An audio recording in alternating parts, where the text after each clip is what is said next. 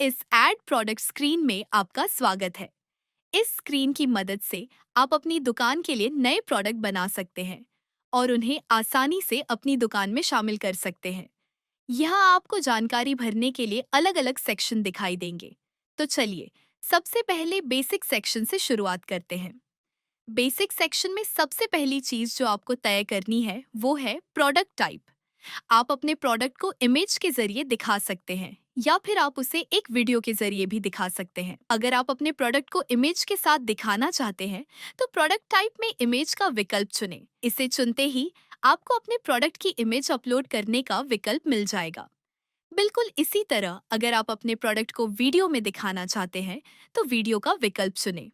इसे चुनने पर आपको इमेज की जगह अपने प्रोडक्ट के वीडियो का लिंक देना होगा। इन दोनों तरीकों को हम एक एक करके समझेंगे। तो चलिए, सबसे पहले हम इमेज प्रोडक्ट बनाने का पूरा तरीका देखते हैं। इसके बाद हम वीडियो प्रोडक्ट के बारे में भी बात करेंगे। प्रोडक्ट टाइप में इमेज चुनने के ठीक नीचे आपको अपने प्रोडक्ट का नाम लिखना होगा।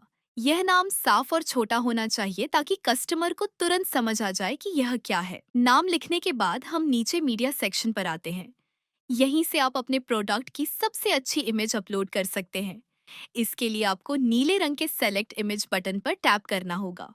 यहाँ सिलेक्ट इमेज के ऊपर एक रिकमेंडेशन दी गई है कि सबसे अच्छे लुक के लिए आपकी फोटो 3:4 यानी 3:4 के रेशियो में होनी चाहिए। लेकिन इसे लेकर आपको परेशान होने की कोई जरूरत नहीं है। आमतौर पर जब हम अपने मोबाइल कैमरे से कोई फोटो लेते हैं तो उसका आकार पहले से ही इसी के आसपास होता है।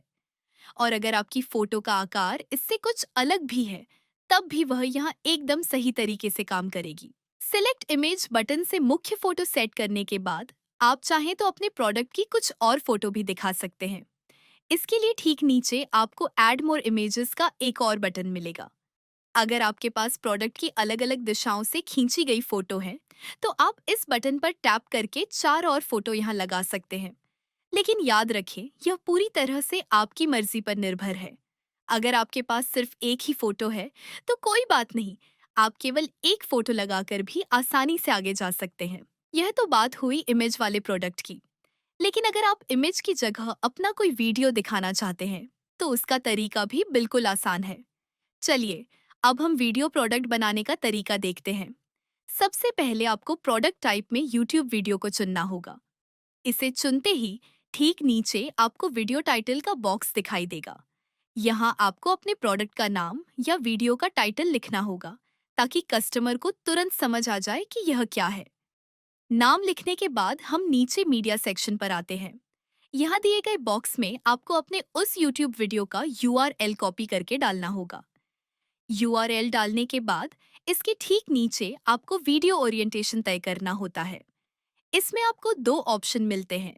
पहला है वर्टिकल, जिसे आप रील्स या शॉर्ट्स वाले वीडियो की तरह समझ सकते हैं, जो मोबाइल में ऐसा दिखता है। और दूसरा है हॉरिजॉन्टल, जो एक नॉर्मल यूट्यूब वीडियो की तरह होता है, जो मोबाइल में ऐसा दिखता है। आप अपने वीडियो के आकार के हिसाब से इनमें से सही ऑप्शन चुन सकते हैं। इमेज और वीडियो दोनों तरह के प्रोडक्ट के लिए बाकी के सभी ऑप्शंस बिल्कुल एक जैसे ही होते हैं। इसलिए हम आगे के सभी ऑप्शंस को समझने के लिए अपने इमेज प्रोडक्ट वाले उदाहरण के साथ ही आगे चलेंगे। इमेज सेट करने के बाद अब हम प्राइस सेक्शन यानी कीमत वाले हिस्से पर आते हैं। यहाँ आपको सेलेक्ट प्राइस ऑप्शन पर टैप करना है। ऐसा करते ही आपको तीन अलग अलग ऑप्शन दिखाई देंगे: फिक्स्ड प्राइस, स्टार्टिंग फ्रॉम और डोंट शो प्राइस। चलिए, सबसे पहले फिक्स्ड प्राइस को समझते हैं। अगर आप किसी सामान को एक फिक्स प्राइस पर बेचना चाहते हैं तो इसे चुनें। इसे चुनने पर आपको दो चीजें भरनी होंगी।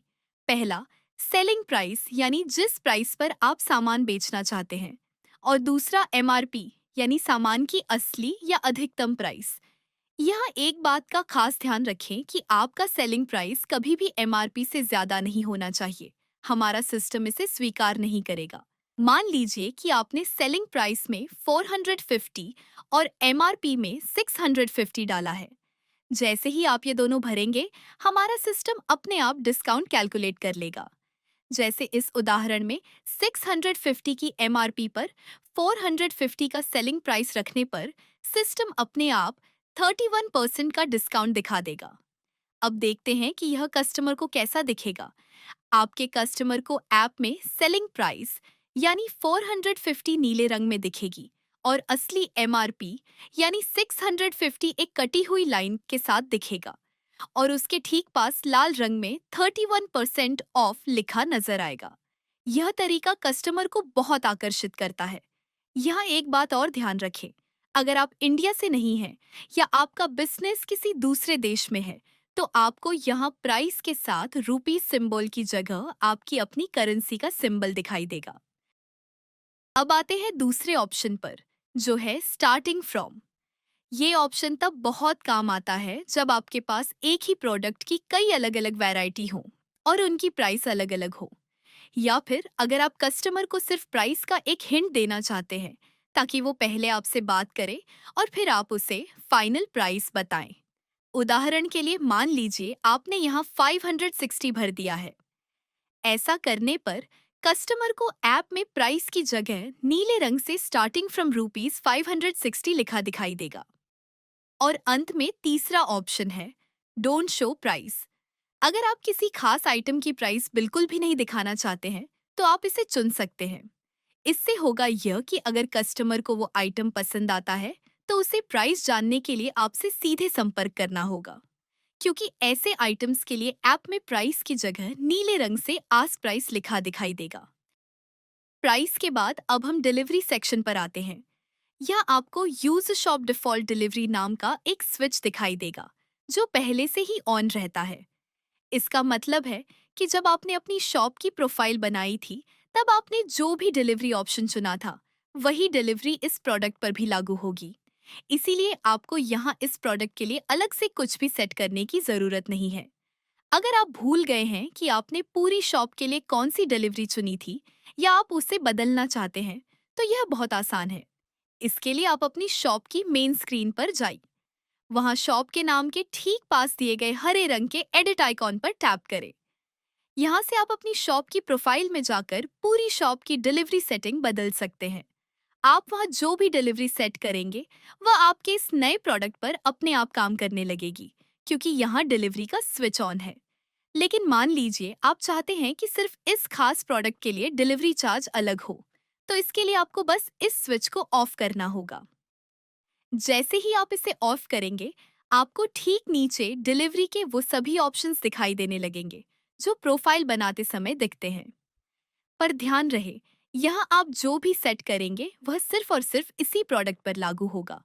उदाहरण के लिए, मान लीजिए कि आपकी पूरी शॉप के लिए फ्री डिलीवरी सेट है, लेकिन इस खास प्रोडक्ट पर आप 50 रुपए का फिक्स चार्ज लेना चाहते हैं। तो आप स्विच को ऑफ करें, फिक्स चार्ज का ऑप्शन चुनें और 50 रुपये लिख दें। ऐसा करने से शॉप के बाकी सभी प्रोडक्ट्स पर डिलीवरी फ्री रहेगी, लेकिन सिर्फ इस प्रोडक्ट पर 50 रुपये का डिलीवरी चार्ज लगेगा। इसी तरह आप यहाँ free delivery, free above order amount या स्टार्टिंग फ्रॉम जैसे ऑप्शंस भी चुन सकते हैं। इन सभी डिलीवरी ऑप्शंस के बारे में हमने क्रिएट प्रोफाइल वाले ट्यूटोरियल में बहुत विस्तार से समझाया है। अगर आप उस वीडियो को देखना चाहते हैं, तो शॉप के नाम के पास वाले एडिट आइकॉन पर टैप करके प्रोफाइल सेक्शन के ट्यूटोरियल में जा सकते हैं, जहां आपको डिलीवरी वाला हिस्सा मिल जाएगा। तो आसान शब्दों में समझें, अगर यह स्विच ऑन है, तो इस प्रोडक्ट पर आपकी शॉप की डिफॉल्ट डिलीवरी काम करेगी, और अगर आप सिर्फ इस प्रोडक्ट के लिए कोई अलग डिलीवरी लगाना चाहते हैं, तो इसके लिए आपको इस स्विच को ऑफ करना होगा और लिस्ट में से अपनी जरूरत के हिसाब से कोई भी डिलीवरी ऑप्शन चुनना होगा। बहुत बहुत बधाई! यहाँ तक आपने अपने प्रोडक्ट की सभी सबसे जरूरी जानकारी पूरी कर ली है। इसके बाद नीचे की तरफ जितने भी सेक्शंस बचे हैं, वो सभी ऑप्शनल हैं। इसका मतलब है कि आप चाहें तो इन्हें अभी के लिए खाली रख सकते हैं और सीधे सबसे नीचे जाकर सेव बटन पर टैप कर सकते हैं। ऐसा करते ही आपका प्रोडक्ट आपकी दुकान में शामिल हो जाएगा। लेकिन अगर आप चाहते हैं कि आपकी दुकान का हर प्रोडक्ट एकदम प्रोफेशनल दिखे, कस्टमर उसकी तरफ तुरंत आकर्षित हो और आपकी सेल्स काफी अच्छी हो जाए, तो हमारी सलाह है कि आप अपने समय के अनुसार इन बचे हुए सेक्शंस को भी जरूर भरें। यहीं पर एक बहुत ही खास जानकारी उन सेलर्स के लिए है जो ड्रॉप शिपिंग या अफिलिएट मार्केटिंग करते हैं, यानी वो सेलर्स जो अपना खुद का सामान नहीं, बल्कि किसी और का सामान सिर्फ एक लिंक के जरिए बेचते हैं। अगर आप भी ऐसे ही अपना बिजनेस करते हैं, तो आपको नीचे दिए गए लिंक्स, ऑप्शनल वाले नीले सेक्शन पर टैप करना होगा और अपने उस प्रोडक्ट का लिंक वहां जरूर डालना होगा। इन सभी ऑप्शनल सेक्शन को कैसे इस्तेमाल करना है, ये हम इस वीडियो के दूसरे भाग यानी पार्ट 2 में सीखेंगे। इस वीडियो को देखने के लिए आपका बहुत बहुत धन्यवाद।